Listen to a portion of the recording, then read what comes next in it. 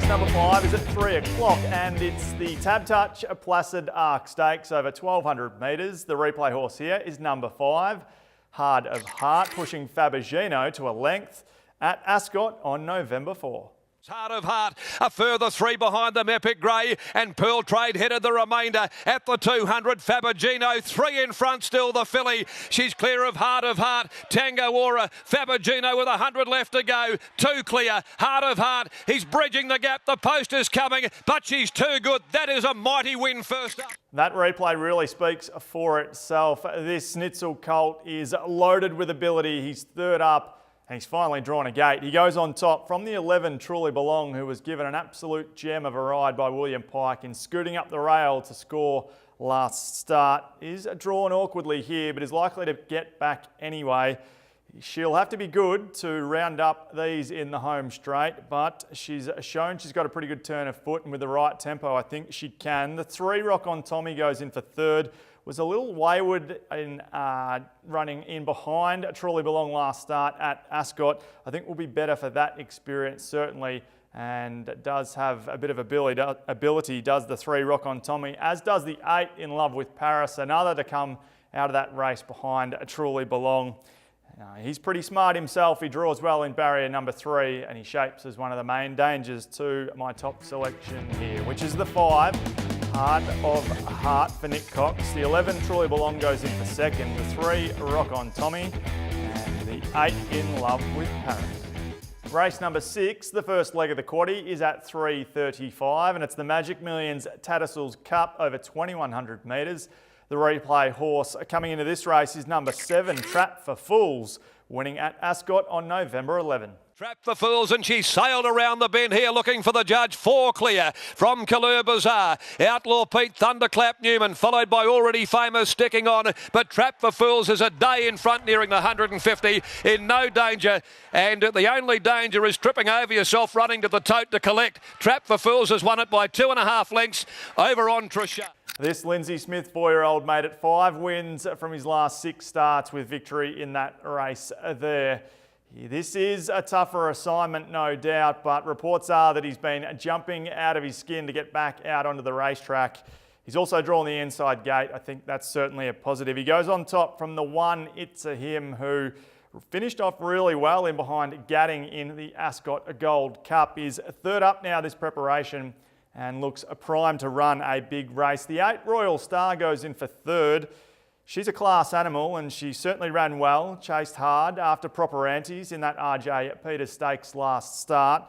She's an emergency for the railway, so my only concern here is that she's been prepped for a mile race, and should she not get a run and instead runs here, she's at the 2,100 metres. So just a query in regards to that. And the 3, Falcon Crest, rounds out the top 4. Look, was poor for mine in the Ascot Gold Cup. Certainly better than that, and can bounce back here in this event with Damien Lane aboard from a good gate. Race number 6 is for the stayers, and I'm going the inform number 7, Trap for Fools, on top. From the 1, It's a Him, the 8, Royal Star, and the 3, Falcon Crest. Race number 7 is at 4:15 and it's the Sky Racing WA Guineas over the mile. The replay horse here is number 1, Akinar Star, finishing second in the listed Faritha Stakes on November 11. Keep one eye on Money Maher, who rockets home down the outside to win. Right behind them, Arcadia Prince copped a brush with Rekovic, and down on the inside then Captain Sterling, Vital Dancer, Akinar Star, Debele Show, and here comes Money Maher letting down. It's Money Maher ranging up with 100 left to go, sprints over the top of Akinar Star, then Rekovic coming again, but Money Maher pulled away to win the Faritha. What we didn't see there was that Akinar Star was made to work from a wide gate and was never really given a breather mid-race, but still finished off really well. Simon Miller has set this gelding for this race, and arguably the best jockey in the country in Craig Williams takes the ride from a really neat gate in barrier number 3. The 1, Akinar Star, goes on top from the 3, Money Maher, who was absolutely outstanding in that replay in returning to the racetrack. I'm not surprised that this Daniel and Ben Pearce galloper holds a favouritism at the minute. as I think he's a big chance in this race. So I have to say though, I have just gone for a little bit of value with Akanar Star on top with 16 runners in this race. Money Maher having drawn a little awkwardly. There's no guarantees that everything will go right in the run. Look, he's in form though. That last start win was outstanding, as I said, and he could very well blow these away. He goes in for second. The 14 Perfect Jewel goes in for third. She's also drawn awkwardly, but her performance in the Burgess Queen was sensational. She'll get back as well, but can certainly launch late.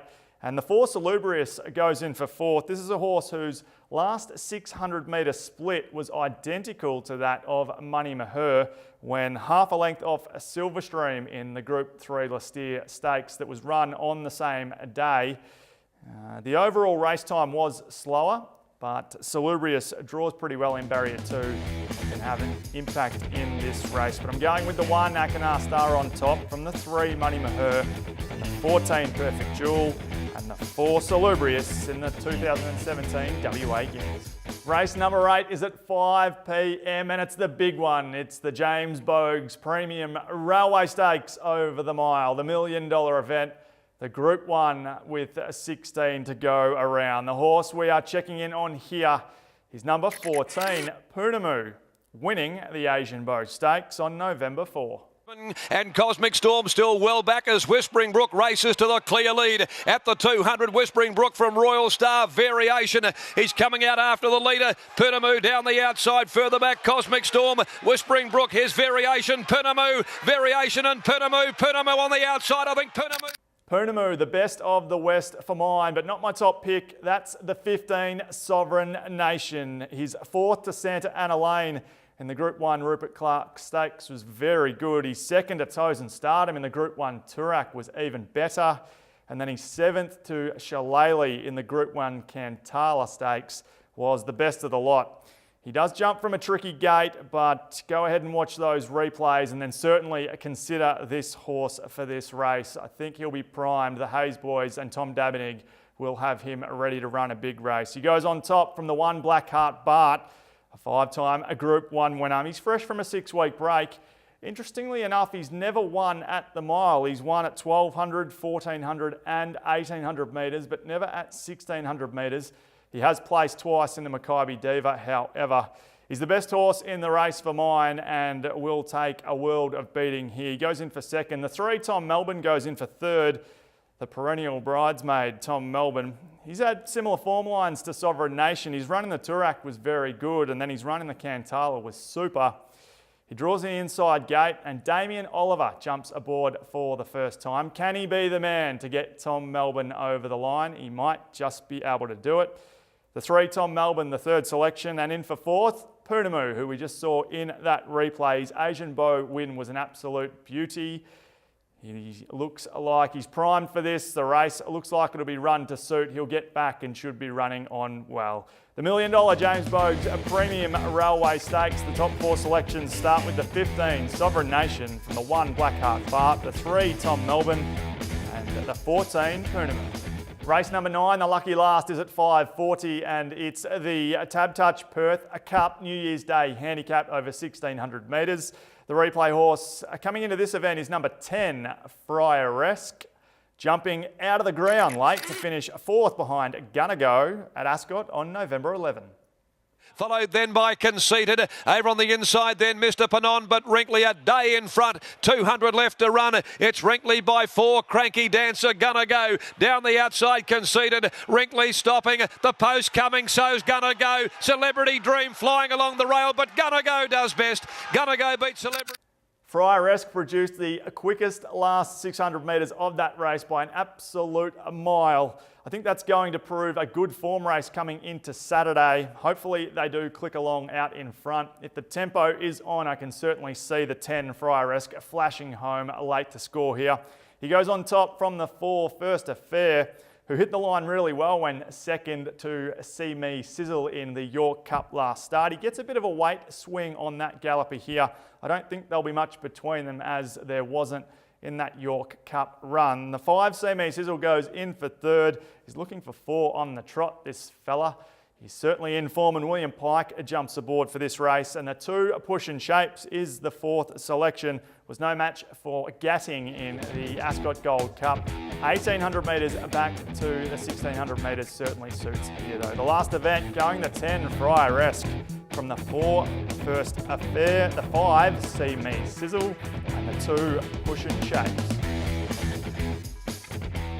On to my 2 best bets for the day, and I'm going with race 2, number 1, Gonna Go, who can make it back-to-back wins, and race 5, number 5, Hard of Heart in the Placid Arc Stakes. Of course, you can catch our Tongue Tie Off podcast on our Perth Racing website, or be sure to check out our social media platforms in Facebook and Twitter. Jared Noski, Patrick Carberry, Brad Parnham, Simon Miller, and Lindsay Smith are our guests on this week's podcast. That's it for this edition of The Box Seat. Bring on Railway Stakes Day at Ascot.